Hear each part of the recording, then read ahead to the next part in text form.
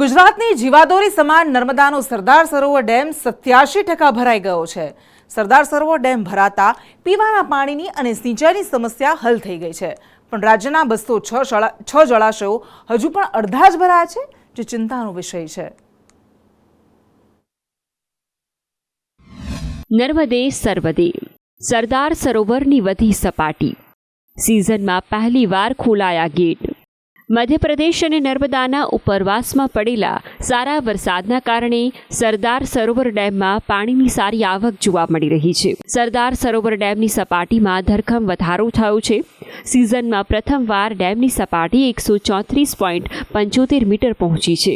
હાલ સરદાર સરોવર ડેમમાં 87% પાણીનો જથ્થો છે। મધ્યપ્રદેશમાં પડેલા ભારે વરસાદના કારણે મધ્યપ્રદેશના તમામ ડેમો છલોછલ ભરાઈ ચૂક્યા છે। ઓમકારેશ્વર ડેમ અને ઇન્દિરા સાગર ડેમમાંથી જે પાણી છોડાય છે એના કારણે સરદાર સરોવર નર્મદા ડેમની જળ સપાટીમાં સતત વધારો થતાં આજે સવારે ડેમના જે ગેટ ખોલીને પાણી છોડાતું હતું, જેમાંથી હવે જે સવારે જે 5 ગેટ ખોલવામાં આવ્યા હતા અને અત્યારે બીજા 4 ગેટ એટલે ગેટ ખોલીને પાણી છોડવામાં આવી રહ્યું છે। 1.5 લાખ ક્યુસેક જેટલું પાણી જે નર્મદા ડેમમાં છોડાતા તમે તસવીરમાં જોઈ શકો છો કે નર્મદા નદીમાં પાણી છોડાતા જળ સતત પાણી છોડવાના કારણે ગરડેશ્વર ખાતેનો વિયર ડેમ પણ ઓવરફ્લો થયો છે। ત્યારે ડેમ અત્યારે 90% જેટલો ભરાઈ ચૂક્યો છે અને સરદાર સરોવરમાં પાણીનો જીવન જથ્થો 3823.60 મિલિયન ક્યુબિક મીટર છે, એટલે કે ભરપૂર માત્રામાં પાણી ઓગસ્ટ મહિનામાં નર્મદા ડેમમાં ભરાઈ ગયું છે અને હજુ પણ પાણીની આવક થઈ રહી છે। સરદાર સરોવર ડેમના 9 ગેટ ખોલવામાં આવતા નીચાણવાળા ગામોને એલર્ટ આપવામાં આવ્યું છે। નર્મદા, ભરૂચ અને વડોદરાના 25થી પણ વધુ ગામોને એલર્ટ કરવામાં આવ્યા છે। મધ્યપ્રદેશમાં પડેલા ભારે વરસાદના કારણે સરદાર સરોવર નર્મદા ડેમના 9 ગેટ ખોલીને પાણી છોડાય છે। સાથે સાથે નર્મદા ડેમનું જે પાવર હાઉસ ચલાવવામાં આવે છે, જેના કારણે ગરડેશ્વર ખાતેનો જે વિયર ડેમ છે, ગરડેશ્વર ખાતેનો વિયર ડેમ ઓવરફ્લો થયો છે। તમે તસવીરમાં જોઈ શકો છો કે 35 મીટર ઊંચો વિયર ડેમ ઓવરફ્લો થઈને પાણી વહી રહ્યું છે। ખાસ કરીને જે આ પાણી જાય છે એ સીધું નર્મદા નદીમાં જાય છે, જેના કારણે કાંઠા વિસ્તારના ગામોને એલર્ટ કરવામાં આવે છે। તમે તસવીરમાં જોઈ રહ્યા છો કે આ જે વિયર ડેમ છે ઓવરફ્લો થઈ રહ્યો છે, એટલે કે ડેમની ઉપરથી પાણી નીચે પડી રહ્યું છે। આ પાણી સીધું નદીમાં જાય છે, પરંતુ હાલમાં એવી સ્થિતિ એવી કોઈ નથી કે પૂરનું નિર્માણ થાય। ત્યારે જે આ પાણી જઈ રહ્યું છે તેના કારણે નદીનું જળસ્તર સતત વધે છે। તેના જ કારણે ભરૂચ, નર્મદા અને વડોદરાના કાંઠા વિસ્તારના ગામો એલર્ટ કરાયા છે, પરંતુ હાલમાં કોઈ પૂરની સ્થિતિ હોય તેવા કોઈ પણ એંધાણ દેખાતા નથી, પરંતુ સાવચેતીના પગલાં રૂપે એલર્ટ આપવામાં આવ્યું છે। મધ્યપ્રદેશમાંથી જે પાણી આવી રહ્યું છે જેના કારણે જ નર્મદા ડેમના દરવાજા ખોલીને પાણી છોડાય છે। સરદાર સરોવર નર્મદા ડેમમાંથી પાણી છોડાતા ગરુડેશ્વરનો વિયર ડેમ પણ ઓવરફ્લો થયો છે। ગરુડેશ્વરનો 33 મીટર ઊંચો વિયર ડેમ 2 મીટરથી ઉપર વહી રહ્યો છે, જેના પગલે નયનરમ્ય દ્રશ્યો જોવા મળી રહ્યા છે। છલકાતા ડેમને જોવા પ્રવાસીઓ પણ ઉમટી પડ્યા છે। નર્મદાનો સરદાર સરોવર ડેમ ગુજરાતને પીવાનું અને સિંચાઈનું પાણી પૂરું પાડે છે, પરંતુ રાજ્યના બીજા ડેમોમાં જોઈએ તેટલો જથ્થો નથી। ગુજરાતના 206 ડેમમાંથી 49 ડેમ જ સંપૂર્ણ રીતે ભરાયા છે, જ્યારે બાકીના ડેમોમાં 61% જેટલું પાણી જોવા મળી રહ્યું છે। રાજ્યમાં કચ્છ, સૌરાષ્ટ્ર અને દક્ષિણ ગુજરાતમાં સિઝનનો સારો એવો વરસાદ પડ્યો છે, પરંતુ ઉત્તર, પૂર્વ અને મધ્યમાં ઓછો વરસાદ છે, જેની અસર ડેમોની સ્થિતિ પર પડી છે। કચ્છના 20 ડેમમાંથી 6 ડેમ સંપૂર્ણ ભરાયા છે। કચ્છના ડેમો 51% જેટલા ભરાયા છે, તો સૌરાષ્ટ્રના 141 પૈકીના 31 ડેમ સંપૂર્ણ ભરાયા છે, જ્યારે સૌરાષ્ટ્રના ડેમોમાં 53% પાણી છે। દક્ષિણ ગુજરાતના 13 ડેમમાંથી 7 ડેમ સંપૂર્ણ ભરાયા છે, જ્યારે દક્ષિણના ડેમોમાં 75% જેટલું પાણી છે। ઉત્તર ગુજરાતમાં ડેમોની સ્થિતિ સૌથી ખરાબ છે, જ્યાંના 15 ડેમોમાંથી 1 ડેમ સંપૂર્ણ ભરાયો નથી અને ઉત્તર ગુજરાતના ડેમોમાં 29% જેટલો પાણીનો સંગ્રહ છે। મધ્યની વાત કરીએ તો મધ્યનો 1 ડેમ જ સંપૂર્ણ રીતે ભરાયો છે, જ્યારે બાકી ડેમોમાં 49% જેટલું પાણી છે।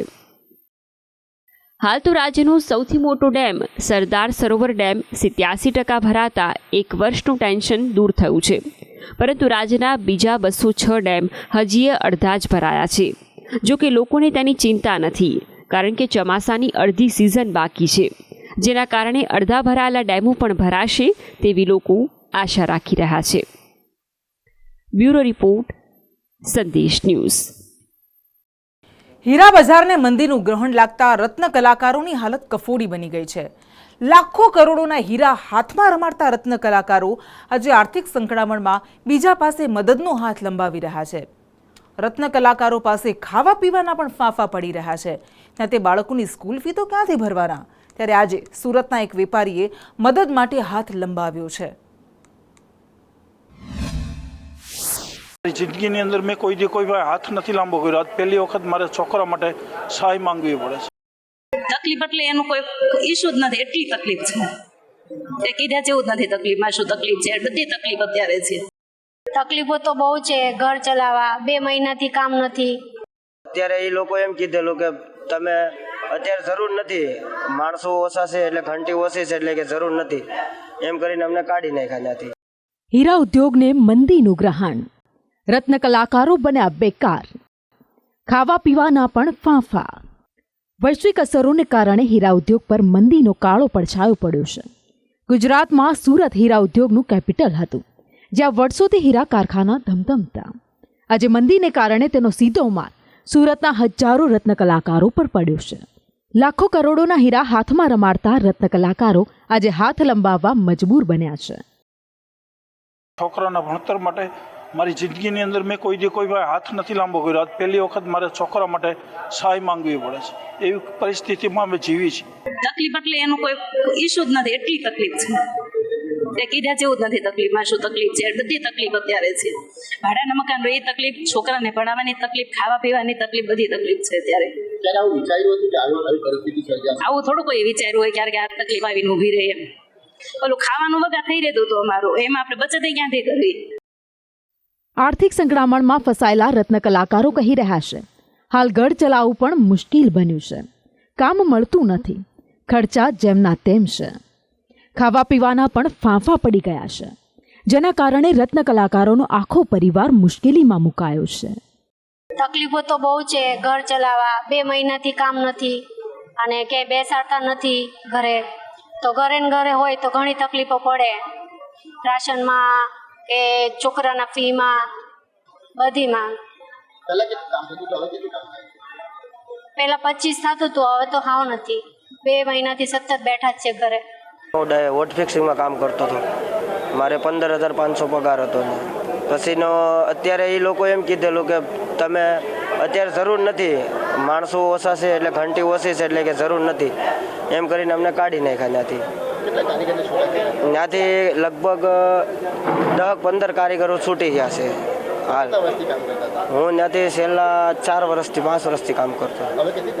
હવે તો તકલીફ તો પડે જ છે, કારણ કે છોકરાઓની સ્કૂલ, મારે હપ્તા ભરવા, ગાડીઓના હપ્તા ભરવા, ઘરે મેનેજમેન્ટ કરવું, એટલે બહુ પોસાતું નથી, બહુ તકલીફ છે. જ્યાં ખાવા પીવાના ફાંફા પડ્યા હોય ત્યાં બાળકોના સ્કૂલ ફીની વાત તો ક્યાં કરવી, કે તે બાળકોની સ્કૂલ ફી પણ નથી ભરી શકતા, જેના કારણે સ્કૂલોમાંથી રત્ન કલાકારોના બાળકોને છૂટા કરવામાં આવી રહ્યા છે. આવા મુશ્કેલ સમયમાં સુરતના ધર્મનંદ ડાયમંડ તેમની વહારે આવ્યું છે, જેમણે 36 જેટલા પરિવારના બાળકોને ફી માટે સહાય કરી છે. આગળ આવ્યા છે મોટા મોટા, તો સારું છે. ધર્મનંદનવાળા આટલી સહાય આપી, સારું કહેવાય. અમારા માટે બહુ છે એમ આટલી સહાય. અત્યારે છોકરાની 10,000નો ચેક આપ્યો તો સહાય મળી, કે ઘણો આભાર માનું છું કે એટલી અમને હેલ્પ થઈ. એની મુશ્કેલી એ પોતે જાણતા હોય, પણ સ્વાભાવિક છે સ્કૂલ ફી પણ ન ભરી શકતા હોય તો એને આપણી ફરજના ભાગરૂપે અમે સહયોગ આપ્યો છે. દરેક કંપનીને આપણે અપીલ ન કરી શકીએ, પણ સ્વાભાવિક છે કે આ રત્ન કલાકારો પોતાના રત્ન કલાકારો સમજી અને જો વિચાર કરે તો સહયોગ કરી શકે છે અને કરશે એવો મને વિશ્વાસ છે. છેલ્લા કેટલાય સમયથી આર્થિક સંકળામણમાં ફસાયેલા રત્ન કલાકારો આપઘાત કરી રહ્યા હતા, જેમને બચાવવા ડાયમંડ વર્કર યુનિયન દ્વારા હેલ્પલાઇન શરૂ કરવામાં આવી હતી, જેનું સૂત્ર હતું, આપઘાત ન કરો, અમને કોલ કરો.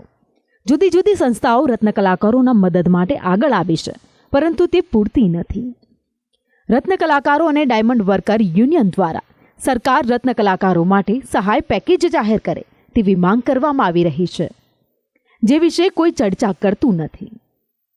હાલ ખરેખર રત્ન કલાકારોને મદદની જરૂર ઊભી થઈ છે, ત્યારે સરકાર પણ આ મામલે કંઈક વિચારે તેની તાતી જરૂરિયાત છે.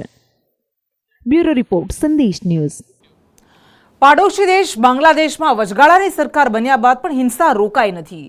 આજે 7મા દિવસે પ્રદર્શનકારીઓએ સેનાના કાફલા પર હુમલા કર્યા તો સુપ્રીમ કોર્ટનો ઘેરાવ કરતા ચીફ જસ્ટિસ અને અન્ય 6 જજોએ રાજીનામા આપવા પડ્યા છે.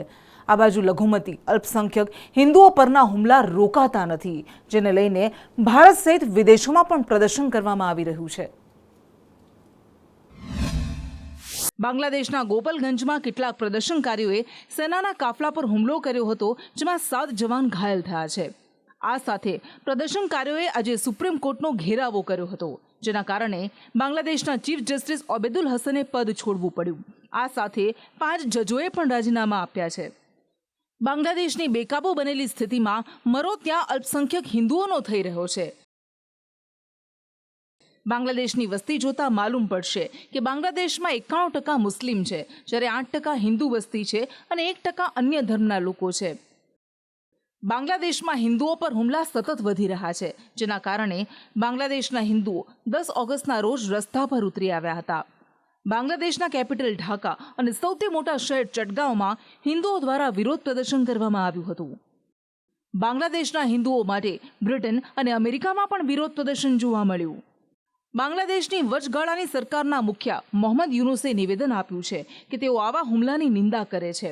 આ સાથે તેમણે પ્રદર્શનકારીઓને અલ્પસંખ્યક હિન્દુ, ખ્રિસ્તી અને બૌદ્ધ પરિવારની રક્ષા કરવા માટે અપીલ કરી. 10 ઓગસ્ટે મોહમ્મદ યુનુસે નિવેદન આપ્યું કે શું અલ્પસંખ્યક આ દેશના નાગરિકો નથી? તમે દેશને બચાવવા માટે સક્ષમ છો. શું તમે કેટલાક પરિવારોને નથી બચાવી શકતા? તમારે કહેવું પડશે કે આ અમારા ભાઈ છે, અમે સાથે લડ્યા અને હવે સાથે રહીશું. આ બાંગ્લાદેશ હવે તમારા હાથોમાં છે. આપ જે દિશા તરફ વાળશો એ દિશામાં દેશ વળશે. બાંગ્લાદેશમાં થઈ રહેલા હિન્દુઓ પરના હુમલાને લઈને દેશના અલગ અલગ શહેરોમાં વિરોધ પ્રદર્શનો યોજાઈ રહ્યા છે. बांग्लादेश में जो हिंदुओं के साथ हो रहा है, इसी को लेकर के ये ज्ञापन पत्र माननीय प्रधानमंत्री जी को, श्रीमान नरेंद्र मोदी जी को सौंपा गया है. अपेक्षा है कि कार्यवाही होगी. ये पत्र नहीं है, ये आक्रोश पत्र है. आज हम हिंदुओं को, वहाँ के हिंदुओं को जो वहीं के नागरिक है, उसको इस तरह से उस पर अत्याचार किया जा रहा है, उन्हें काटा जा रहा है, मारा जा रहा है, देश छोड़ के जाने के लिए मजबूर किया जा रहा है. ये मानवता पर एक बहुत बड़ा प्रहार है. તો દ્વારકાપીઠના શંકરાચાર્ય સ્વરૂપાનંદ સરસ્વતીએ બાંગ્લાદેશમાં હિન્દુઓ પર હુમલા અંગે ચિંતા વ્યક્ત કરી છે. अज्ञान के कारण और अल्प वस्तु की प्राप्ति के लिए ऐसे कदम लोग उठाते हैं, इसमें हजारों लोगों के प्राणों की आहुति हो रही है. ये रोकना चाहिए, तुरंत रोकना चाहिए. हम लोग कभी इसका पक्ष नहीं ले सकते. આખા બાંગ્લાદેશને ખાક કરી દેશે. બ્યુરો રિપોર્ટ, સંદેશ ન્યૂઝ.